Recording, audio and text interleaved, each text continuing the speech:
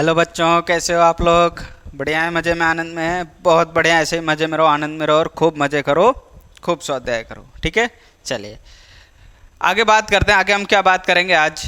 आज हम बात कर रहे हैं किसकी? एक्सरसाइज 1.3 स्टार्ट करेंगे। क्या करेंगे? एक्सरसाइज 1.3। एक्सरसाइज 1.3 करेंगे आज हम।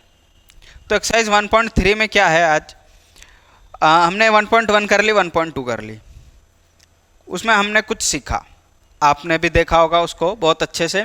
उम्मीद है आप लोग अच्छे से समझ भी रहे होंगे। आज हम किसकी बात करने जा रहे हैं? एक्सरसाइज 1.3 की।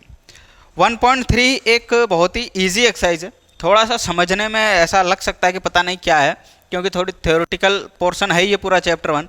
बट एक्सरसाइज 1.3 काफ़ी इजी एक्सरसाइज है। जब आप क्वेश्चंस करोगे इसके बहुत इजी होंगे। तो वो समझने से पहले, वो क्वेश्चंस करने से पहले हम क्या करेंगे, यहाँ पर कुछ इसके इंट्रोडक्शन देखते हैं 1.3 के, कि कैसे क्या चीज़ें हो रही है यहाँ पर। ठीक है, कौन से फंक्शन है, क्या नहीं है। तो फंक्शन वगैरह के बारे में, रिलेशंस के बारे में अपन ने समझ लिया है अच्छे से। तो आइए बात करते हैं आगे इसमें क्या दिया है। कि एक्सरसाइज 1.3 में कह रहा है कि हमें क्या क्या पढ़ेंगे इसके अंदर, कि कंपोजिशन ऑफ फंक्शन क्या होता है। क्या होता है? कंपोजिशन ऑफ फंक्शन, यानी फंक्शंस के बारे में पढ़ तो लिया हमने। कंपोजिशन ऑफ फंक्शंस ये पढ़ना है हमें। यानी क्या करें, फंक्शंस को अगर हम कंपोज कर दें, जैसे हम अभी तक क्या एक कोई अलग फंक्शन पढ़ रहे थे, फंक्शन एफ है, ए टू बी डिफाइन हो रहा है। कोई फंक्शन जी हमने लिया, कोई वो बी टू सी डिफाइन हो रहा हो अगर, या कोई अलग फंक्शन हमने लिया वो भी ए टू बी या डी टू सी, कुछ भी था, अलग अलग पढ़ते थे अपन। अब अगर हम ऐसे ही दोनों फंक्शनों को एक साथ कर दें, कंपोज कर दें, तो हम उसको क्या बोलेंगे? Composition of functions. तो इस टाइप के फंक्शन क्या होते हैं, कैसे होते हैं, किनको कर सकते हैं, किनको नहीं कर सकते कंपोज अपन, और कैसे हम इनको सॉल्व करेंगे, उसके बारे में आज हम बात करेंगे एक्सरसाइज किसमें? 1.3 में। ठीक है, तो तैयार हो? बिल्कुल, वेरी गुड। चलिए बात करते हैं क्या। तो हमारे बुक में जो लैंग्वेज लिखी हुई है वो ही की वो लैंग्वेज है, कुछ एक्स्ट्रा नहीं है। बस इसलिए है यहाँ पर ताकि आप समझ सको कि वो एक्चुअल में लिखा क्या है। ठीक है, क्या लिखा हुआ है वो हमें समझना है क्या है वो। कि लेट एफ, कोई फंक्शन दिया हुआ है ए टू बी, कोई फंक्शन हमारे पास दिया हुआ, हम ऐसे लिखते थे फंक्शन ए टू बी लिखते थे। और दूसरा कोई फंक्शन हमारे पास दिया है जी, और वो कहाँ से कहाँ तक है? बी से सी तक है। ऐसे दो फंक्शन है, बी टू फंक्शन, ऐसे दो फंक्शन लिए। Then the composition of F and G, यानी एफ और जी दो अलग अलग फंक्शंस को हमने क्या किया? कंपोज किया। तो उनके कंपोजिशंस को क्या करेंगे, कैसे डिनोट करेंगे? Is denoted by G of F, यानी कि G of F, G O F भी पढ़ सकते हैं, जी ऑफ एफ, या आप कह सकते हो गॉफ भी इसको पढ़ सकते हो। क्या पढ़ सकते हो? गॉफ। G of F is defined as the function G of F A to C, यानी कि इन दोनों को हमने कंबाइन किया।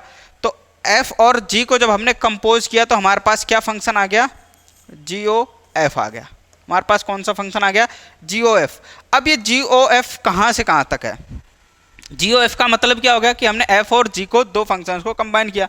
यानी इसको देखते समझ में आना चाहिए, एक फंक्शन जी है और एक फंक्शन एफ है, इन दोनों को कंबाइन किया है। अब एफ तो क्या है? ए से बी जा रहा है, और जी क्या है? बी टू सी है। जी क्या है? बी टू सी। तो यानी हम इसको क्या लिख सकते हैं? जी ओ एफ क्या होगा? ए टू सी होगा। यानी आप इसको ऐसे याद कैसे रख सकते हो, ऐसा समझ सकते हो कि जैसे ए से बी गया, ये बी से सी आया, तो ये बी तो क्या है? दोनों में कॉमन है। बी क्या है? दोनों में कॉमन है। तो नया जो फंक्शन आएगा वो सीधा कहाँ से जाएगा? ए से सी में जाएगा। सीधा कहाँ से जाएगा? ए टू सी जाएगा, ऐसे समझ सकते हो आप। तो यानी जी ओ एफ अपने पास क्या आ गया? ए टू सी। तो नए फंक्शन जो हमने कंपोज किया, जिसको हमने क्या लिखा? जी ओ एफ डिनोट किया। तो जी ओ एफ कैसे लिखेंगे उसको हम? G O F A to C, G O F गॉफ A to C given by. अब इसको हम कैसे लिखेंगे? डिनोट तो करना सीख गए, इसको हम डिनोट ऐसे करेंगे कैसे? और गिवन बाय क्या करेंगे, कैसे लिखेंगे? हमें दिया कैसे होगा कि जी ऑफ एफ एक्स, कैसे दिया होगा? एफ कोई फंक्शन है हमारे पास जिसके अंदर कोई एलिमेंट है एक्स। एफ कोई फंक्शन है हमारे पास जिसके अंदर कोई एलिमेंट है एक्स। इसको हम कैसे लिखेंगे? जी ऑफ एफ एक्स, जहां पर एक्स कहां से आएगा? हमारे पास ए से आएगा। कहां से आएगा? एक्स बिलोंग्स टू ए, कोई भी हमारे पास सेट है, ए कोई भी हमारे पास सेट है। तो ये चीज़ समझ में आ गई। इसको और अच्छे से समझते हैं, जैसे ये थोड़ा कम समझ में आया होगा, इसको हम डायग्राम से समझते हैं। जो हमारे पास दिया हुआ है क्या, कि जैसे कोई एक सेट ए दिया हुआ है, इसको और इजी लैंग्वेज में समझते हैं। कैसे और इजी लैंग्वेज में? विजुअलाइज करके देखते हैं। जैसा हमने सीखा है विजुअलाइज करना, कि दो सेट लेते थे जिसको मैपिंग भी बोलते हैं, कि मैपिंग के थ्रू हमें ज़्यादा अच्छा समझ में आ जाता है। जैसे कोई सेट ए है, ये कोई सेट है हमारे पास बी, ठीक है, इसके अंदर कुछ एलिमेंट्स हैं हमारे पास। जैसे मान लो आप कोई भी एलिमेंट ले लो, 1 2 3 4, इसके अंदर कुछ एलिमेंट है, ठीक है। और इसके अंदर भी कोई एलिमेंट ले लो आप, क्या लोगे? 2 4 6 8, ऐसे कोई एलिमेंट ले लो। इसमें 1 2 3 4 ले लिया, इसमें 2 4 6 8 ले लिया, कोई दिक्कत नहीं। अब हमने क्या कहा कि कोई ये फंक्शन है ए से बी में डिफाइन हो रहा है। हमने कहा कि कोई ये फंक्शन है ए से बी में डिफाइन हो रहा है। कैसे डिफाइन हो रहा है अभी हम बात करेंगे, बस ऐसे समझ लो कि ए से बी में डिफाइन हो रहा है। तो हमने क्या कहा कि जहाँ पर एक्स कहाँ से लेंगे? हम ए में से लेंगे, यानी ये हमारा क्या हो गया? डोमेन। ये चीज़ होता है हमारे पास, ये चीज़ हमने कर रखी है पीछे, कि इसको तो हम क्या बोलते हैं? डोमेन, और इसको क्या बोलते हैं? कोडोमेन। तो हमारे पास क्या आया? एक्स कहाँ से लेंगे? हम ए में से लेंगे। किसके अंदर से लेंगे? ए में से लेंगे, और हमारे पास एलिमेंट का ऐसा मिलेगा बी में मिलेगा। तो हमारे पास फंक्शन क्या आ जाएगा? एफ एक्स आ जाएगा। जैसे मान लो मैं इसको लिखना चाहता हूँ, मैंने ले लिया एक्स की जगह पर 1, एक्स इज इक्वल टू 1, तो फंक्शन क्या हो जाएगा? F x is equal to क्या लिख सकते हैं हम? F1, यही तो लिखेंगे। हमने क्या किया? एक्स की जगह 1 लिया, हमने कहा एक्स किस में से लेंगे? ए में से लेंगे, तो ए में से मैंने ले लिया 1। अब एक्स का काम कौन कर रहा है? 1। तो जब हम x ले रहे थे, हमने कहा जब अगर हम x लेंगे g ऑफ एफ एक्स, तो हमारे पास क्या आ जाएगा? g of f x, x belongs to a, f x लिखेंगे। तो यहाँ पर x लिखा था, अगर x की जगह 1 लिया हमने तो F1 लिख देंगे। इसको आ रही बात समझ में? इसको हम क्या लिख देंगे? F1 लिख देंगे। और अगर मैं इसको क्या कहूँ, जैसे यहाँ पर देखो ये क्या है? इससे a 1 2 से रिलेटेड है, मान लो 2 4 से, 3 6 से, और 4 8 से रिलेटेड है, मान लो ऐसा रिलेटेड है ये। तो यानी 1 2 के साथ होगा, F1 रखूंगा तो F2 भी आ जाएगा हमारे पास कोई ना कोई फंक्शन, F3 आ जाएगा, और F4 भी आ जाएगा। यानी x की जगह मैं 1 लूँ, 2 लूँ, 3 लूँ, 4 लूँ, हमारे पास fx मिल जाएगा। और वो किस में होगा? b में होगा। और वो किस में मिल रहा है? देखो b में मिल रहा है। जैसे देखो और समझते हैं, लेट कर लो हमारे पास यहाँ पर, let fx is equal to 2x, ये हमने क्या किया? लेट कर लिया, ठीक है। एक तो ये लेट किया, दूसरा हमने कह दिया gx इज इक्वल टू, आप यहाँ पर ले लो x प्लस 3, ठीक है, कुछ भी ले सकते हो। एक फॉर एग्जाम्पल हमने ये दो फंक्शन लेट कर लिया, एक तो कौन सा हो गया? 2x, और एक हो गया x प्लस 3। तो हमने ले लिया एक ए सेट लिया 1 2 3 4। जैसे ही आप इसमें वैल्यू रखोगे, किस में? एफ एक्स में, तो F1 इज इक्वल टू कितना हो जाएगा? 2। x की जगह क्या रखोगे? 2 रखते, 2 1 जा 2 आ जाएगा। x की जगह 2 रखोगे, आपके पास क्या मिलेगा? एफ एक्स इंटू 2 इंटू 4 मिलेगा। ये तो क्या है हमारे पास? 2। ये कितना आ जाएगा? 4। ये कितना आ जाएगा? 2 इंटू 3 कितना आ जाएगा? 6। ये कितना आएगा हमारे पास? 2 इंटू 4 इज इक्वल टू 8। तो यानी ये जो हमारे पास आया 2 4 6 8, ये किस में है? देखो बी में है। यही ये कह रहा था कि अगर कोई एलिमेंट ए सेट में से हमने कुछ लिया और उसको हमने नाम दे दिया function f A to b, क्या दिया हमने? एफ कहाँ से कहाँ तक है? ए से बी में, तो हमें क्या मिल गया? एफ एक्स मिल गया। हमें क्या मिल गया? एफ एक्स मिल गया। और वो एफ एक्स क्या है? यही है, बी ही क्या है हमारे पास? ये बी ही क्या है हमारे पास? एफ एक्स है। ये बात समझ में आ गई? ठीक है, ऐसा हम तक करते आए हैं। ये तो था जब दो एलिमेंट थे। अब कह रहे हैं कि एक और ये तो था जब दो फंक्शंस थे, ठीक है, एक ही फंक्शन था f, हमारे पास क्या फंक्शन था? एक ही फंक्शन था, और वो डिफाइन हो रहा था a से b में। अब एक और फंक्शन अगर हम ले लें यहाँ से c, एक और फंक्शन ले लिया g, वो कहाँ से कहाँ तक डिफाइन है? b से c में डिफाइन है। कहाँ पर डिफाइन है? b से c में डिफाइन है। क्लियर है बात? ठीक है। यानी अब यहाँ पर ध्यान से समझना कि ये फंक्शन g b से c में डिफाइन है, तो इसका मतलब क्या हो गया कि अब ये वाला जो पोर्शन है इसके लिए डोमेन का काम कर रहा है। किसके लिए? इस g फंक्शन के लिए ये वाला पोर्शन किसका काम करेगा? डोमेन का। ये वाला पोर्शन मतलब ये जो b सेट था, जो हमें fx मिला था, वो डोमेन का काम करेगा। और यहाँ जो वैल्यूज आएंगी हमारे पास, वो किसका काम करेंगी? कोडोमेन का काम करेंगे। वो हमारे लिए क्या हो जाएंगी? कोडोमेन हो जाएंगी। तो अब अगर हमें x की वैल्यू लेनी है, हमारे पास क्या है? फंक्शन g किस तरह से डिफाइन है? gx इज इक्वल टू, हमारे पास डिफाइन है x प्लस 3। जी एक्स कैसे डिफाइन है, एक्स प्लस 3, ये हमने माना है, लिया हुआ एक फंक्शन। तो अब हम जी में जो एक्स की वैल्यू है वो कहाँ से लेंगे, वो हम लेंगे डोमेन में से ही लेते हैं ना, तो इसके लिए डोमेन कौन सा है, ये वाला, ये डोमेन का काम कर रहा है। तो यानी x की जगह आप एक बार वैल्यू क्या ले लो 2, x इज इक्वल टू 2 लोगे तो यहाँ से g2 कितना मिल जाएगा आपको, 2 प्लस 3 इज इक्वल टू कितना हो जाएगा 5। ऐसे ही g4 कितना हो जाएगा आपके पास में, g4 कितना होगा, x की जगह 4 रखोगे 7 आ जाएगा, और g6 कितना हो जाएगा आपके पास, 6 plus 3 is equal to 9, and g8 कितना हो जाएगा आपके पास, 8 प्लस 3 इज इक्वल टू 11। यानी जो हमारे पास नया कोडोमेन आया 5, 7, 9, 11 ये आया। इसका मतलब हम क्या कह सकते हैं कि ये जो 2 है ये 2 5 से रिलेटेड है, 4 7 से रिलेटेड है, 6 9 से रिलेटेड है, और 8 11 से रिलेटेड है। आगे बात समझ में, ये था हमारे पास, ये अलग अलग करते थे जब अपन, एक तो हमने किया fx, फिर किया हमने gx। तो fx के लिए ये डोमेन था, कोडोमेन ये मिला, gx के लिए ये कोडोमेन, ये डोमेन था, हमें ये कोडोमेन मिल गया। ऐसा तो हम करते थे। अब क्या हुआ 1.3 में हम क्या करेंगे कि इसको हम कंबाइन कर देंगे। हम कहेंगे कि यार ऐसा है, यहाँ से यहाँ जा रहे हैं, फिर यहाँ से यहाँ जा रहे हैं, ऐसा नहीं कर सकते कि अपन सीधा G से F ही चला जाए, कहाँ से A से C, जैसे ये दे रखा ना, जैसे सीधा यहाँ से यहाँ चले जाओ, तो ये क्या मिल जाएगा हमें, GOF मिल जाएगा। यानी मैं क्या कर रहा हूँ, A और C को, या यूँ कह दो F और G फंक्शन को कंबाइन कर रहा हूँ, F और G फंक्शन को कंबाइन कर रहा हूँ।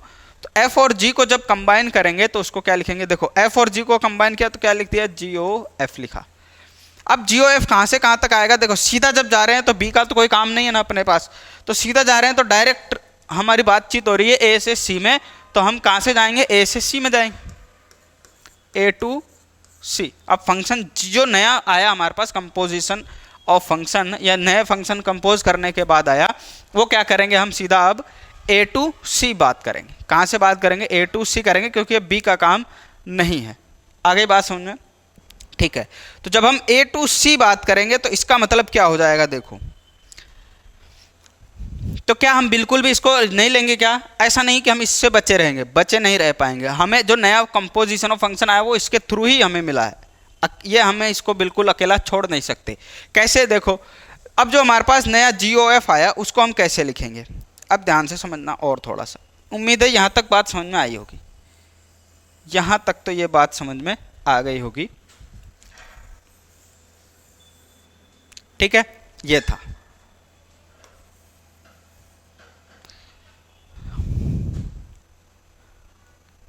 अब देखो, अब हमने क्या कहा कि हमारे पास जो नया फंक्शन मिल गया कंपोज करने के बाद GOF, वो कहाँ से कहाँ जा रहा है, A to C जा रहा है। और आपको क्या बताया कि GOF A to C है, इसको हम लिखते कैसे हैं, लिखेंगे कैसे, G of fx, फंक्शन क्या है, fx है, fx हमें ये मिला ही था तो इसकी ज़रूरत तो पड़ेगी, fx से मिला था। या फिर हम इसको इस तरह से भी लिख सकते हैं, G of fx, इसको आप ऐसे भी लिख सकते हो, GO हटा दो, G of fx को GFX ऐसे भी लिख सकते हो। यही तो ये कह रहा है कि G of fx को क्या लिख सकते हो आप, GFX पढ़ेंगे कैसे, G of fx पढ़ेंगे। और जहाँ से हम x कहाँ से लेंगे, A में से ही लेंगे, x कहाँ से लेंगे हम, A में से लेंगे, ठीक है। ये बात समझ में आई। अब और ध्यान से समझना थोड़ा सा, अब ध्यान देना, यहाँ से ही अब चीज़ हमारी 1.3 की आ गई कि हम क्वेश्चन सॉल्व कैसे करेंगे। जैसे हमारे पास ये फंक्शन है fx और ये है gx। अभी अभी आपको एक चीज़ बताई कि अगर हम कोई वैल्यू पुट करते हैं, जैसे मैंने लिखा fx इज इक्वल टू लिखा 3x, कितना लिखा 2x, कितना लिखा 2x। मैंने कहा कि अगर मैं यहाँ f1 निकालना चाहूँ तो क्या आएगा, अगर मैं f1 निकालना चाहूँ तो क्या आएगा। आपने कहा सर x की जगह 1 रख दो, आ गया काम खत्म, x की जगह 1 रखा, मल्टीप्लाई हो गया 2 आ गया। फिर आपसे पूछा अगर x की जगह मैं 2 रखना चाहूँ तो क्या होगा, यानी f2 निकालना चाहूँ तो क्या होगा। f2 का मतलब ये होता है ना f of 2, ऐसे ही तो बोलते हैं अपन। f2 क्या हो जाएगा, आप x की जगह सर 2 रख दो, तो सर 2 2 जा 4 हो गया, बिल्कुल ठीक है। मैंने कहा अच्छा अगर मैं x की जगह fx ही रखना चाहूँ तो क्या होगा, x की जगह पर fx ही रखना चाहूँ तो क्या होगा, यानी f है, x की जगह fx रख दो, f तो है ही, x की जगह पर क्या रख दो, fx रख दो, भाई ये है ही, और इसकी जगह पे क्या है, x की जगह fx रख दो। तो बोले सर यहाँ भी आ जाएगा, x की जगह fx आ जाएगा, x की जगह fx आ जाएगा, और fx की वैल्यू क्या है 2x, तो हम x की जगह क्या रख देंगे 2x रख देंगे। ये बात समझ में आई क्या? f ऑफ fx क्या करेंगे 2 है, x की जगह क्या रखना है मुझे fx रखना है, रख दिया। x की जगह क्या रखना था fx, तो रख दिया। अब fx की वैल्यू क्या दे रखी 2x, तो x की जगह हम क्या रख देंगे 2x रख देंगे, हमारे पास क्या आ जाएगा 4x आ जाएगा। ये बात समझ में आ गई क्या?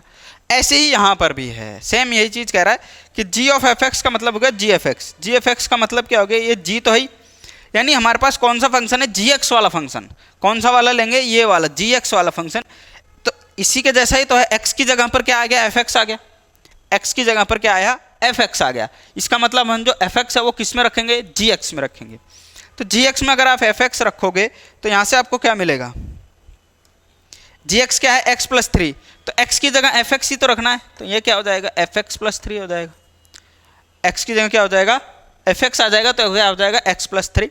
अब fx की वैल्यू क्या है हमारे पास 2x है, तो 2x प्लस 3, ये हमारे पास क्या आ गया g ऑफ fx आ गया, या यूं कह दो g ऑफ f हमारे पास क्या आ गया 2x प्लस 3 आ गया। क्या आ गया 2x प्लस 3, यानी करना कुछ नहीं, बस x की जगह वैल्यूज ही रखनी है। ये बात समझ में आ गई क्या, g ऑफ f क्या होता है। ठीक है, बोले सर g ऑफ f तो समझ में आ गया, f ऑफ g क्या होगा, f ऑफ g बताओ क्या होगा। ठीक है, f ऑफ g कैसे निकालेंगे, FOG यानी कि फॉग। ठीक है, FOG कैसे निकालेंगे, FOG निकालना हो यानी g ऑफ f तो हम निकाल सकते हैं, अगर FOG निकालना हुआ तो क्या कर सकते हैं अपन कि FOG हो जाएगा f ऑफ gx लिखेंगे यहाँ पर। अगर ये g ऑफ f की जगह क्या निकाल लिखा हुआ जाए f ऑफ g, तो f ऑफ gx क्या हो जाएगा यहाँ से, f ऑफ gx क्या हो जाएगा f gx आ जाएगा, यानी x की जगह क्या आ गया, ये हमारे पास कैसा फंक्शन है fx जैसा ही आ गया, x की जगह पर क्या आ गया gx आ गया, तो x की जगह gx पुट कर देंगे यहाँ पर। देखो फंक्शन क्या है हमारे पास 2x, तो fx होता है तो हम लिखते हैं 2x, लेकिन x की जगह gx आ गया तो हम यहाँ पर क्या लिख देंगे 2gx। अब ये जो gx है इसकी वैल्यू क्या है हमारे पास x प्लस 3 है, तो gx की जगह क्या रख दिया वैल्यू x प्लस 3, तो यहाँ से वैल्यू क्या आ गई हमारे पास 2x प्लस 6 आ गई, यानी f ऑफ g हमारे पास क्या आ गया 2x प्लस 6। बताओ सिंपल है कि नहीं, यही काम हमें करना है पूरे क्वेश्चंस में, लगभग सभी क्वेश्चंस में यही काम करना है, लगभग क्या सब में यही है, यानी 1.3 है ही हमारा कि हमें दो अलग अलग फंक्शन देंगे उनको कंपोज करना होगा, कंपोजिशन ऑफ फंक्शन निकालना होगा। तो उम्मीद है ये बात आपको समझ में आ गई होगी। क्लियर है क्या, क्लियर है। तो ये क्या आ गया g ऑफ f निकालना आ गया हमें, f ऑफ g निकालना आ गया हमें। ठीक है, ऐसे ही हम करेंगे। जैसे हमने अभी एक एग्जाम्पल लिया था उस एग्जाम्पल की बात करते हैं। जैसे हमने एक सेट लिया था a, अभी इसमें ले लिए थे 1 2 3 4, और सेट हमारे पास था b। a टू b हमें डिफाइन करना है, कैसे आएगा f1 की जगह रखूंगा तो 2 आ जाएगा, fx हमारे पास कैसे आ जाएगा कि 1 रखते ही क्या आ जाएगा 2, 2 रखते ही क्या आ जाएगा 4 6 और 8, 1 2 से डिफाइन हो गया, 2 4 से, 3 6 से, 4 8 से। ये हमने क्या निकाला था फंक्शन f। ठीक है, और फिर हमने एक नया सेट लिया था c, जो कि कौन सा फंक्शन डिफाइन कर रहा है g, फंक्शन क्या है g किससे है b टू c है। b टू c कैसे निकालते हैं x प्लस 3, यानी यहाँ पर क्या आ जाएगा 5 7 9 एंड 11। ठीक है, 2 2 5 4 2 7 6 2 9 एंड 8 2 11, ये अभी हमने किया था। ठीक है, अब कहो सर इसमें बताओ आप g ऑफ निकाल के, यही किया अभी यही किया अभी हमने अभी इसी के लिए ही किया था, ये आया था। अब यहाँ से समझना बात को कि हमने g ऑफ f निकाल दिया, g ऑफ f निकाल दिया, और f o g भी निकाला, हमारे पास आ गया 2x प्लस 6। लेकिन अगर आप यहाँ पर देखो कि क्या दिया हुआ g of f a to c define है, a टू c डिफाइन। ठीक है, तो हमारे पास क्या आ गया a से c डिफाइन हो गया। लेकिन हमने किया क्या, हमने जब वैल्यू पुट की gx की तो हमारे पास डोमेन क्या मिला, ये मिला। तो जब आप gx निकालोगे तो डोमेन का काम आपका ये करेगा ये कोडोमेन हो जाएगा। एफ एक्स निकालोगे तो ये आपका डोमेन का काम ये करेगा, कोडोमेन ये होगा। ये चीज़ ध्यान रखना है आपको, ये चीज़ आपको ध्यान रखना है। आ गई बात समझ में? चलिए अब बात करते हैं नेक्स्ट। नेक्स्ट क्या कह रहा है? हाँ, इन्वर्टिबल ऑफ फंक्शन। अभी अभी हमने फंक्शन पढ़ा, कंपोजिशन ऑफ फंक्शन। अभी क्या है यहाँ पर? इन्वर्टिबल ऑफ फंक्शन, यानी कोई फंक्शन इन्वर्टिबल कब होगा? कब होगा? अब function f x to y क्या दिया हुआ है? देखो कोई फंक्शन एफ दिया हुआ है, ये कहाँ से कहाँ तक है? एक्स से वाई में है। Is defined to be invertible, ये तब इन्वर्टिबल, इसको हम इन्वर्टिबल बोल सकते हैं कब? If there exist a function g y to x, अगर इस एफ एक्स टू वाई के लिए कोई फंक्शन जी एग्जिस्ट कर रहा है जो वाई टू एक्स आ रहा है। ये एक्स टू वाई था, इसका उल्टा वाई टू एक्स आ जाए, इसका उल्टा वाई टू एक्स आ जाए। और किस हिसाब से आए कि such that g of f x is equal to I x and f of g is equal to I y, then the function g is called the inverse of F and is defined by f inverse. यानी कि अगर मैं एक function दिया हुआ है F x to Y, ये बात समझना, एक फंक्शन हमारे पास दिया हुआ है एफ एक्स टू वाई, एक फंक्शन दिया हुआ है जी वाई टू एक्स, यानी वाई से वापस एक्स में आ गए, उल्टा आ गए। जैसे यहाँ किया था, अभी यहाँ किया था हमने ए टू बी, फिर गए थे बी टू सी। ऐसे नहीं कि ए टू बी गए तो हमें ये मिला, बी टू ए अगर हम वापस आ जाएं तो वापस हमें ये एलिमेंट्स मिल जाए, वापस हमें यही एलिमेंट्स मिल जाए, तो ऐसे फंक्शन को हम क्या बोलेंगे? Invertible function. अच्छा, इसका मतलब समझना क्या है? G of F is equal to I X, इसका मतलब क्या होता है? आइडेंटिटी फंक्शन आ गया हमारे पास। कैसे? जैसे इसका मतलब समझना कि जैसे कोई फंक्शन था एफ एक्स, इसकी वैल्यू एक्स की जगह रखते ही वापस क्या आ जाए? एक्स आ जाए। कोई फंक्शन एफ एक्स, एक्स की जगह मैंने कुछ रखा, वापस वही एलिमेंट मिल जाए, यानी एक्स रखते ही एक्स मिल गया। यानी कि अगर मैं 1 रखूँ तो क्या मिल जाए? 1 मिल जाए। इसी फंक्शन में वैल्यू रखूँ 2 तो वापस क्या मिल जाए? 2। इसी फंक्शन में वैल्यू रखूँ 3 तो वापस क्या मिल जाए? 3, वापस क्या मिल जाए? 3। यानी कि इससे समझना, अगर मैं f1 रखता वापस 1 मिल जाता, 2 नहीं मिलता, क्या मिलता? 1 मिलता। वैल्यू 2 रखता तो वापस 2 मिल जाता, 3 रखता तो वापस 3 मिल जाता, 4 रखता तो वापस 4 मिल जाता। कैसे? यही था हमारे पास। क्या था? ये मैंने वैल्यू पुट की 1 तो यहाँ से वापस 1 मिल गया, 2 की जगह 2 मिल गया, 3 रखा 3 मिल गया, 4 रखा 4 मिल गया। तो ये देखो इसी के जैसा ही है सेम, इसीलिए इसको क्या बोल रहे हैं? Identity function. यानी जो वैल्यू पुट कर रहे हो वापस वही मिल रहा है, तो उसका मतलब ही क्या होता है? कि आई एक्स होता है। यानी जब हमने एफ और जी को कंपोज किया, कंपोज करने के बाद जब हमने जी ऑफ एफ निकाला, गॉफ निकाला, तो वापस वही एलिमेंट मिल गया, आई एक्स। ऐसे इसका उल्टा किया, जब एफ ओ जी निकाला तो वापस वही एलिमेंट मिल गया, वाई। जैसे ये था, जैसे ये क्या था? एक्स, ये था वाई। यानी एक्स से वाई हमने कोई फंक्शन एफ डिफाइन किया, ठीक है। और ऐसे ही था क्या? जब हम एफ ओ जी निकाल रहे हैं तो ये वाई वैल्यू पुट करते ही, यानी इसमें से जब हम वैल्यू ले रहे हैं तो वापस वही आता था 1 2 3 4, यानी वापस से वही वैल्यू आ गई। तो ऐसे हम फंक्शन को क्या बोलेंगे? तब ये जो जी हमारे पास फंक्शन आ गया, ये जो जी आया y2, वापस हमें क्या मिल गया? ये x ही तो मिल गया, y से फिर क्या मिल गया? x मिल गया। तो ऐसे फंक्शन इस तरह से, ये जी जो हमारे पास है वो उसको हम क्या बोलेंगे? Function f inverse of f बोलेंगे। किसका? f का इनवर्स फंक्शन, यानी f इनवर्स बोलेंगे उसको, जिसको हम किससे लिखेंगे? f इनवर्स से लिखेंगे, ठीक है। सिंपल सी चीज़ जानते हो, यानी g क्या हो गया? f का उल्टा, g is equal to 1/f, ऐसे समझ सकते हो। जब इसको ऊपर लेके जाओगे तो f इनवर्स हो जाएगा। इसका मतलब ये है, ये तभी होगा जब हमें क्या मिल जाए? वापस से वही एलिमेंट मिल जाए, वापस से क्या मिल जाए? वही एलिमेंट मिल जाए, यानी कि हमें क्या मिल जाए? आइडेंटिटी फंक्शन मिल जाए, तो हम उसको क्या बोलेंगे? Invertible function. उस फंक्शन को क्या बोलेंगे हम? इन्वर्टिबल बोलेंगे, ठीक है। ये बात समझ में आई? ये बात समझ में आ गई क्या? थोड़ा कम समझ में आई होगी। जैसे ही हम क्वेश्चंस करेंगे, थोड़ा सा क्या बोरिंग सा लग भी रहा होगा, बट बोरिंग है नहीं, क्या थ्योरेटिकल पोर्शन है, तो थोड़ा सा इंट्रोडक्शन पे ध्यान से समझ लो। जैसे ही क्वेश्चन करने चलेंगे ना तो बहुत इजी लगेगा, कुछ ज़्यादा हार्ड है नहीं, सिंपल सी चीज़ है। नेक्स्ट क्या बात करते हैं? देखो एक हमें थ्योरम दे रखी है, if f x to y है, कोई फंक्शन दे रखा है एफ एक्स से वाई में, और जी कह रहा है कहाँ से कहाँ तक? वाई से जेड में है, और एक और दे दिया h फंक्शन हमारे पास कहाँ से, z टू s। ये 3 फंक्शन है। Then h of g of f क्या होगा, इज इक्वल टू होगा h of g of f। ये कह रहा है। तो कुछ भी नहीं है, सिंपल सी चीज़ है। इसको देखो, आपको बताया था, इसको आप कैसे लिख सकते हो। पहले आप ये वाला ले लो, ये वाला portion, h of g of f। तो पहले ब्रैकेट वाला देख लो, f of g of f को क्या लिख सकते हो आप, gx, sorry g f x.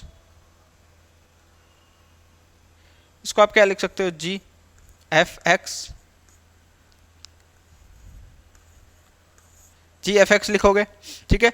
अब h of g f x का क्या लिख सकते हो आप, इसको h फिर g एफ एक्स, यही तो लिखोगे।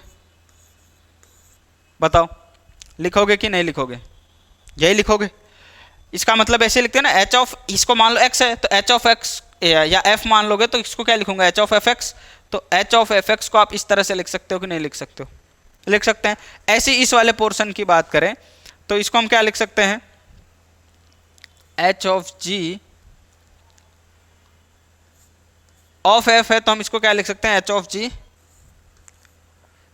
F x. ऐसे ही लिखेंगे। ऑफ f को हम क्या लिख सकते थे, h of g f x, ऐसे ही लिखते हैं, ठीक है। अब इसको एक साथ लिखोगे, क्या लिखोगे इसको, h ऑफ जी एक्स, क्या लिखोगे इसको, h जी एक्स की तरह काम कर रहा है तो x की जगह क्या लिखूंगा मैं, एफ एक्स लिखूंगा। तो ये क्या बन जाएगा हमारे पास यहाँ पर, एफ एक्स बन जाएगा। तो ये भी यही है, ये भी यही है, यानी कि आप इस तरह से लिख सकते हो। यानी अगर आप, किसी ने अगर ऐसे लिख दिया तो भी सही है, किसी ने अगर ऐसे लिख दिया तो भी सही है, आंसर गलत नहीं आएगा, ठीक है। एक चीज़ तो ये।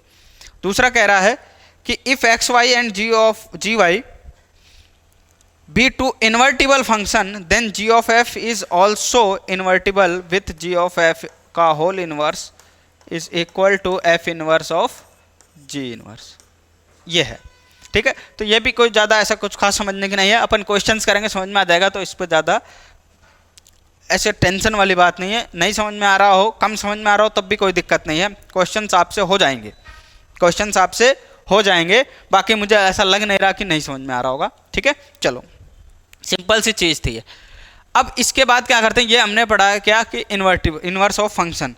अब इसमें आपके पास बुक में एक चीज़ और दे रखी है, और वो चीज़ क्या है, और वो चीज़ क्या है हमारे पास कि अगर कोई फंक्शन, पहली चीज़,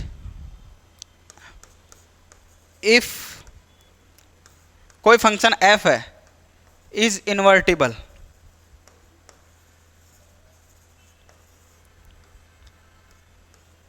यानी कोई भी फंक्शन अगर इन्वर्टिबल है तो वो फंक्शन क्या हो जाएगा, देन f इज 1 1 ऑन 2 होगा। वो क्या होगा, 1 1 ऑन 2, या कह दें कि क्या होगा, बाइजेक्टिव होगा। अब ये क्या चीज़ आ गई सर, बात करते हैं। ऐसे ही इसका उल्टा भी कह सकते हैं कि इफ f इज बाइजेक्टिव